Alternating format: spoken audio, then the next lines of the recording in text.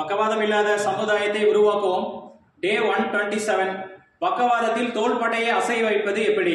So இதில் பார்த்தீங்க அப்படின்னா இவங்களுக்கு வந்து பார்த்தீங்கன்னா லாஸ்ட் வீடியோவில் சொன்னால் எப்படி ஸ்ட்ரெச் பண்ணுறது, மூவ்மெண்ட் எதுவுமே இல்லாமல் இருந்துச்சு அப்படின்னா ஒரு இடத்துல வந்து பார்த்தீங்கன்னா கையை நல்லா சப்போர்ட் பண்ணிக்கணும், இன்னொரு இடத்துல ஸ்டெபிலைஸ் பண்ணிக்கணும். பண்ணிட்டு பார்த்தீங்கன்னா இந்த அளவுக்கு ஃபுல் லென்த்துக்கு எல்லாம் ஸ்ட்ரைட்டாக இருக்க மாதிரி கொண்டு வந்துடணும்.